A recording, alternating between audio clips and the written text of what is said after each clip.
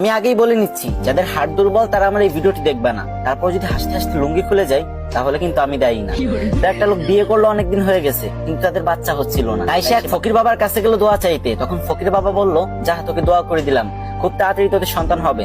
তারপর 1 বছর পরে লোকটির একটা মেয়ে সন্তান হলো। তখন লোকটি খুশিতে আত্মহারা হয়ে গেল আর মেয়ের নাম করার জন্য তাড়াতাড়ি ফকির বাবার কাছে চলে গেল।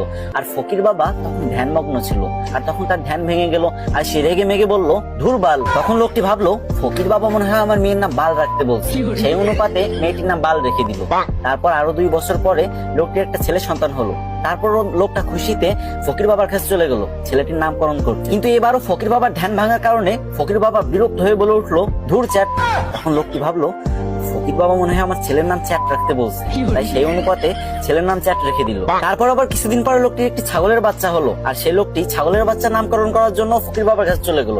কিন্তু তখন ফকির বাবা একদমই ধ্যানমগ্ন ছিলেন না, আর যখন দেখলো ছাগলের নামকরণ করার জন্য তার কাছে আসছে, তখন সে প্রচন্ড রেগে গেল আর বলল, তুই একটা ছাগলের নামকরণ করার জন্য আমার কাছে আইসোস, যা তো ছাগলের বাচ্চার নাম পুটকি রেখে দিল। তারপর ছাগলের বাচ্চার নাম পুটকি রেখে দিল। তারপর ছেলে মেয়ে বড় হলো। তারপর লোকটি তার মেয়ের জন্য বিয়ে ঠিক করলো। কিন্তু যখন মেয়েটির জামাই বিয়ে বাড়িতে পা রাখলো, তখন সবাই চিৎকার করে বলতে লাগলো, এই বালের জামাই আইছে, বালের জামাই আইছে, তাড়াতাড়ি ওরা বরণ কর, আমাকে বালের জামাই আইছে।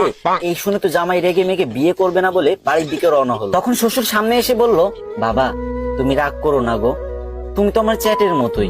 এটা শুনে তো জামাই আরো রেগে গেল আর বিয়ে করবে না বলে আবারও বাড়ির দিকে রওনা হলো। ঠিক তখন শ্বশুর মশাই এসে জামাইয়ের হাত ধরে বলল, বাবা ও বাবা, তুমি আমার পুটকির 1 টুকরা মাংস না খেয়ে কোথাও যেতে পারবা না বাবা। এই কথা শুনে জামাই বেহুশ। আর আমি জানি আপনি এখন হা হা করে হাসতেছেন আর এটা ভাবতেছেন যে আমি ভিডিও করার সময় হাসলাম না কেন।